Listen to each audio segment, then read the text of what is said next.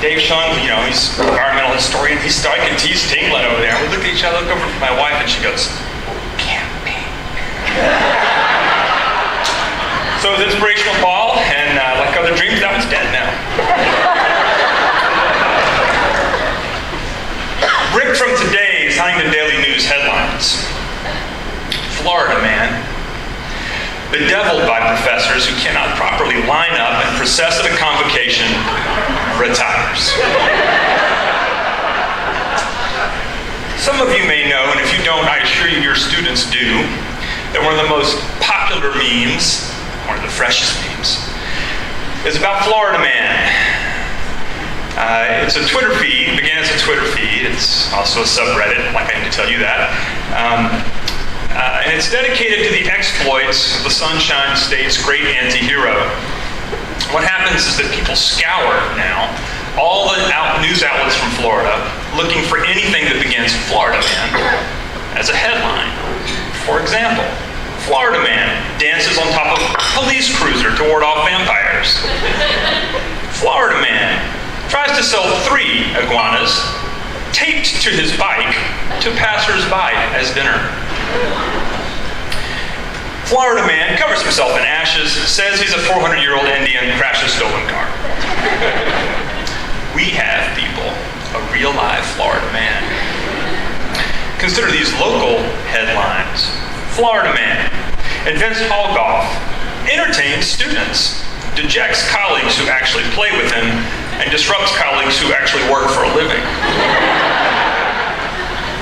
Florida man, barefooted in Founders Hall, meets prospective student and family, and still says, "Come to Juniata."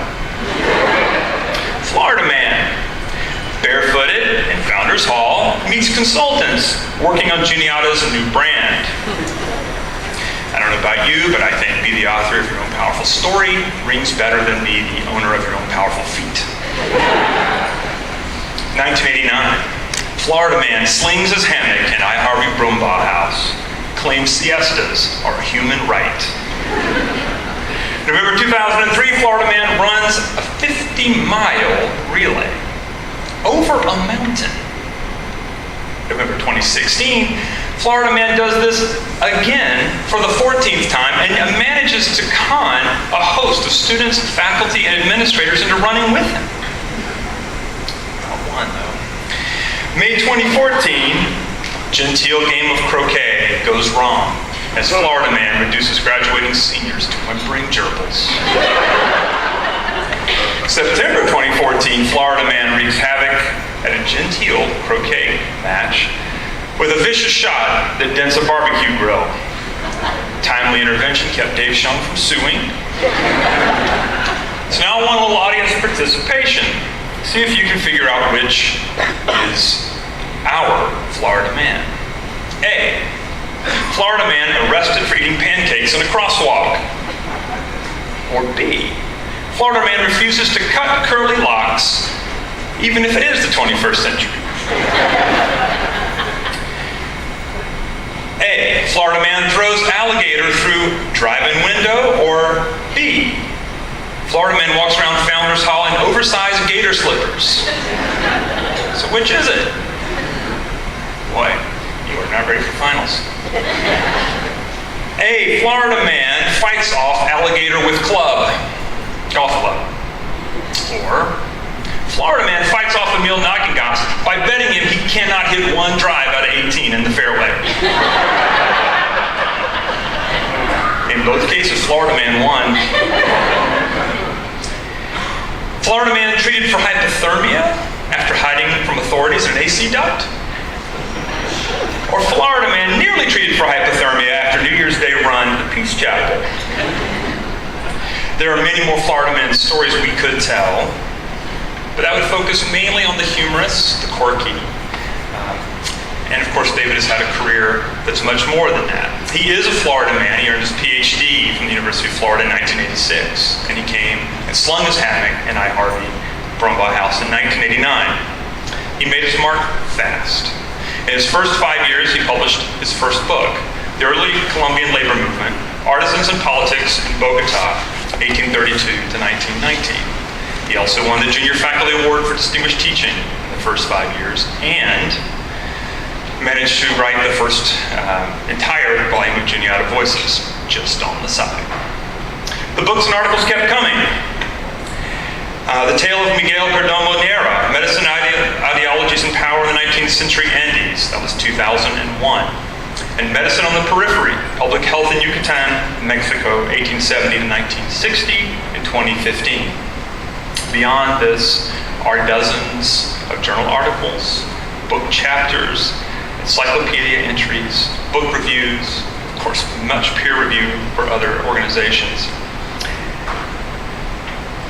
The accumulated publication stack for David rivals certainly and possibly exceeds any other humanist at this institution. His record for service has been just as stellar. He was Director of International Programs, as already been mentioned tonight, from 1996 to 1999, where, and it's worth mentioning, he wore a tie every day. Also, really worth mentioning, shoes. Only a Florida man, perhaps, would willingly chair the history department for 16 consecutive years, as David has done. It's a questionable choice. It can't go without saying that he mentored and supported us in our teaching and our professional development. He urged us along to keep researching, presenting, publishing our work, reading drafts, giving advice on analytical approaches. Recently, he tried to urge us on a little bit with a bit of competition by suggesting we should have some sort of competition to see which of the members of the department would get the next book manuscript out. One member of the department said that's the sort of thing up with which we will not put, but I would never want to identify who said that. For much of the 1990s, he chaired the Committee for Visiting Speakers. He also served as faculty marshal from 2010 to 2015 and filled in a bit this year as well. The college officially recognized the quality and extent of David's service by conferring upon him the Beachley Award for Distinguished Academic Service in 2007. Our Florida man is also a teacher, the role which we prize most of all here. The specialist in Latin American history at many junctures in his career has been the sole scholar for that area. He's also been forced to teach the other American history, the history of the United States, and he did so expertly. In fact, the Center for Educational Policy Research designated his version of the course, U.S. History since 1877, as a best practice course and drew upon it in its revision of the U.S. Advanced Placement Program. He also pioneered medical humanities at Juniata when he began teaching his always full Social History of Medicine course. He recently served as one of the key contributors to the LC section of the Howard Hughes Medical Institute grant, and lassoed two of our department colleagues to think much more, in fact, pulled one, I think, completely over into the field of the history of medicine. He tied himself into Nazi cheer, coming down to my office and trying to get my help in deciding which soul song from 1969 to play in his 60s seminar. He lectured, he played music, he discussed primary sources, he ran debates, he organized projects, he oversaw senior theses, and he took time to get to know his students. A number of them shared anecdotes, and we picked just two for today, one from early in his career, John D. Brenner, class of 93. As I recall, I was at Juniata when Professor Sowell came to the college. It doesn't seem that long ago, but I guess it's been a while. I remember one night before final, several classmates and I were particularly anxious. We just went over to his house, and he talked with us for an hour or more, helping us, reassuring us about that exam. From Jamie Peritic Kohler, class of 2004, I remember trying to puzzle out the names of some Aztec rulers as a freshman. They just had too many consonants. And I remember our late afternoon historiography class. I wish that room hadn't been quite so warm and sleepy. Now, I'm a librarian and an associate professor at Westminster College. I teach college students and have realized more than ever what you did for us. All that time preparing classes, grading, meeting about our papers.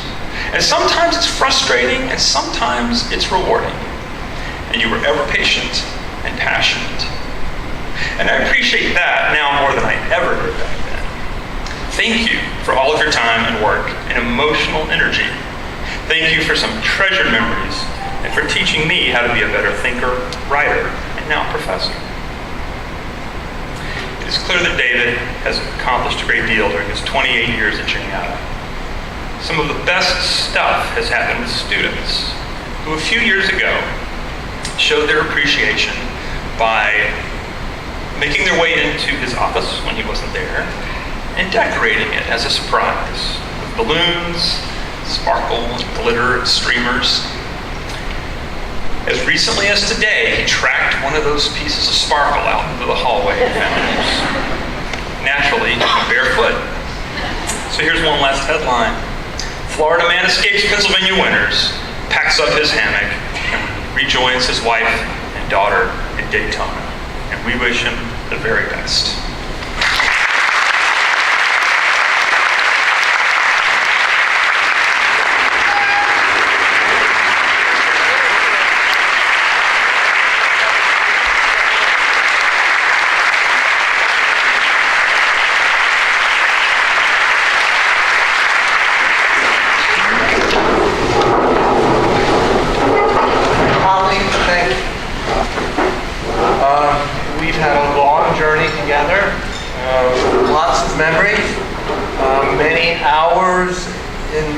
Shaping the best department on campus.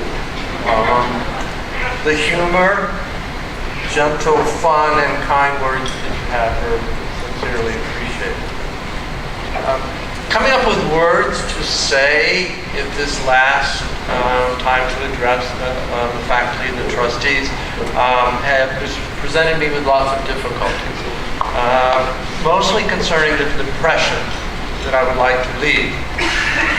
So a quote, a feeling of great joy and gratitude. Great joy and gratitude.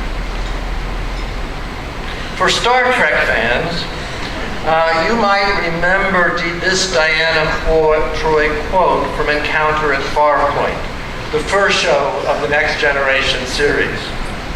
Diana's words can be used to reflect upon my time at Juniata, but I would also like to add the word pride. For at the end of our careers, we need to have done some things that we're proud of and are worth sharing. We don't use the word joy enough. It's relegated mostly to casual use during the Christmas season and not to our daily emotions. It is seldom associated with work, and that, I think, is a mistake. We often enjoy joy in our teaching. An online dictionary defines joy as the emotion of great delight or happiness caused by something exceptionally good or satisfying. Felt joy when students joy in the success of Bob the Leper in her medieval medicine class. Dave Sean feels joy when students in his role play exercise become passionate and energetic and not too harmful of each other. You know the feeling of walking out of class with the extra spring in your step because it worked. That's joy. Relish it. Recognize the emotion of great delight that we have in our daily lives. This year, my wife, Chris, asked me to feel joy and to have fun, something we ought to do on a daily basis, even if it's not evaluated for promotion or tenure. I've always felt joy, or at least a bit of pride, at my scholarship, but it took a very long time before teaching gave me the same satisfaction. Now, however, I recognize joy in teaching as one of the most rewarding parts of my job. It is what keeps me happy and in good humor. Most of you know that I am very proud of the history department and assert that it is the best department on campus. We have data, not quite as extensive as data, little data. We we average 1.5 teaching and service awards for each member of our department, which I think is the highest average on campus.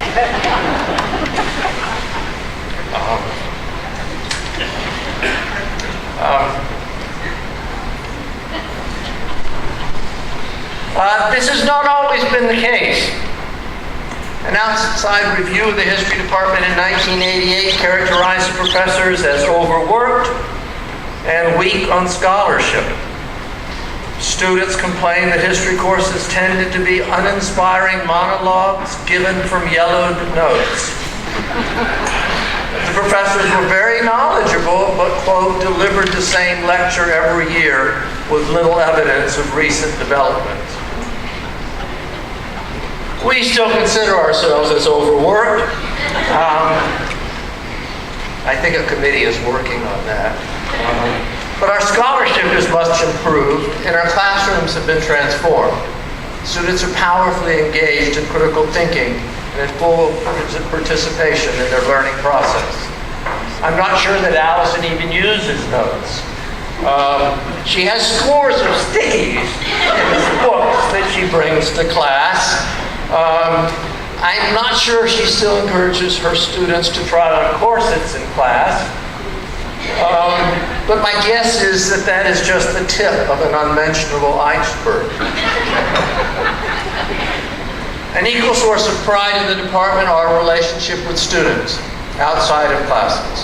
Students are comfortable in our homes, with our children, and in the knowledge that we are more than just teachers and advisors. We have multiple social activities, beginning with a welcoming picnic of food and croquet, and ending with a senior roast of gifts and frivolity. In the middle are periodic Swamptopia celebrations at Jim Tootin's transplanted lowland farmette. Our world-famous putt-putt golf games take place every Friday at 3 p.m. You're invited. These games bring joy to our lives with weekly infusions of delight and elations, and the opportunity of seeing Dave Shun smash his putter on the floor. It's been my pleasure at Juniata to begin with my career with Kim Richardson, then director of the International Programs Office. Dr. Neff had asked Kim for a special study on internationalization, and Kim, being Kim, took full advantage of the invitation to suggest a new line in the college mission statement and the expansion of the international office. I served as director for 3 years after Kim with the goal of extending the good efforts of her labor. Our dream envisioned a Juniata that had internationalization at its core and was inseparable from its identities. Many members of the faculty and staff have worked toward that end, so that by now I think it is impossible to see Juniata without seeing an internationalized institution. When I see the flags displayed on campus or the pictures of a sea of faces, I thank Bill Hells for his contributions.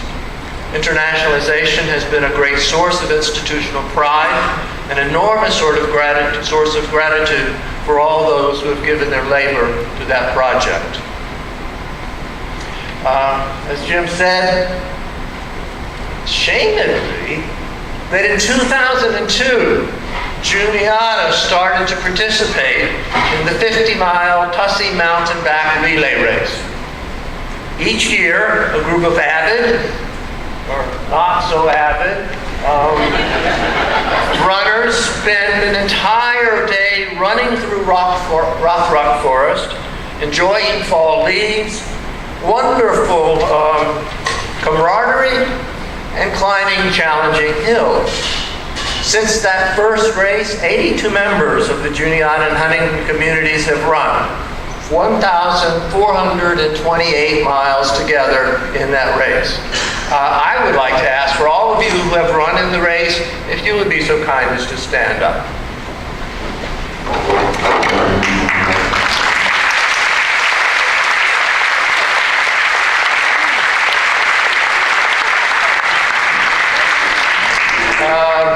Giochini, Amy Propak, Henry Thurston Griswold, and I proudly hold the all-time course record for the Mixed Masters Tri-Quad performance. Our Mighty Runner teams have run in the race more than any other team. And that record probably won't be broken. Gail Ulrich, if you're here. If cardiovascular fitness lowers our health costs, these are the folks that you have to thank. Chris and I have had most grateful to several teachers in the Huntington High School system, notably to Jeff Coppice and to the late Francis Reese. They encouraged a generation of gifted children, including our daughter Emily, to expand their minds and to conceive of the world in new ways. These are part of the many wonderful people in town who have made Huntington special for our children. Believe it or not, you can make a difference at Juniata. And you don't need to wait until you're tenured. In my second year, I tried to get administrators stripped of voting rights at the faculty. My logic, and you can appreciate this, Jim, was that if you weren't a teaching member of the faculty, you shouldn't be voting on issues of the faculty. It didn't work. We reduced it, but it didn't work. But I was not fired. Nor did PEC deny me tenure. Folks need to be grateful for the intellectual freedom, and they should use it to push for whatever it is they believe in. Jack Barlow and I were able to garner support for a day in the spring dedicated to student research. We failed to get it on, quote, Good Friday, but both of us are grateful for the institution of the Liberal Arts Symposium. I'm particularly proud of the interdisciplinary character of Juniata, both in the classroom and out of the classroom. One of my earliest experiences was trying to keep up with a postmodern Jim Roney. And the next year, it was Michael Henderson and the introduction of literary criticism. Classes with Allison Fletcher, Brad Andrew, Dan Dries, Bell Tootin, Jim Keeney that forced me to expand my intellectual horizon and to come to grips with ways of understanding that have brought me academic joy and intellectual headaches. What's that, a Lille thing? Emil Nagengast and I have taught together in so many classes that we know each other's jokes. We can predict our points of views on most topics, very much like an old married couple who don't have to speak to communicate. Fortunately for our students, neither Emil nor I are given to silence, so that students witness heatedly open discussions. I'm always grateful for those years of helping students to deal with the politics and cultures of modernization. People speak of retirement as being difficult for some people. They ask, well, what are you going to do? My plans in Florida are not clear, but jogging, watching ducks, and walking on the beach with Chris seemed like a pretty good start. For me, it has not been the moment of retirement, but the present, the time leading up to it that's been very rough. Retirement means, in a large way, the loss of one's identity, the separation from a community, and the breaking of deeply held relationships. I remember quite distinctly my feelings as I began to take down books from my shelves on Colombia.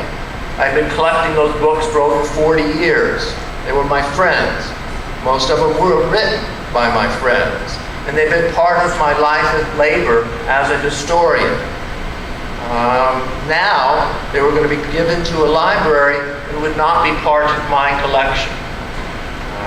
That triggered one of two deep depressive events that I had over the winter. The depression triggered other problems that resulted to short-term hospitalization. In the midst of that personal crisis, the compassion of my colleagues and my friends came to the rescue. Allison, Jill, Marty, Belle, Ott, Emil, Kati immediately came to my assistance. Lauren and Jim extended the graciousness of their persons and their offices to me. With a lot of help from my friends, they pulled me through some rough places and provided an environment in which I could recover. Jill and Marty opened their home to me as a sanctuary away from stress. Allison and Lauren made sure that I had a couple of extra trips to Florida this spring. I'm grateful to these friends and to so many others. Our institution has a giving character that shows itself in so many ways. I would urge that the college recognize the special stage of our relationship with the school. Some people breeze through retirement, others need the counsel and care of others as we end our professional relationship with the school. My suspicion is that we all need a little help. It has been an honor to share the spotlight with Deb and the Shets. I wish that Mark could have been here as well. In my mind, they have been among the sages of the institution, people who devoted themselves to students in singular ways. May we all enter the next stage of our lives with joy and gratitude. Thank you. So long, and thanks for all the fish.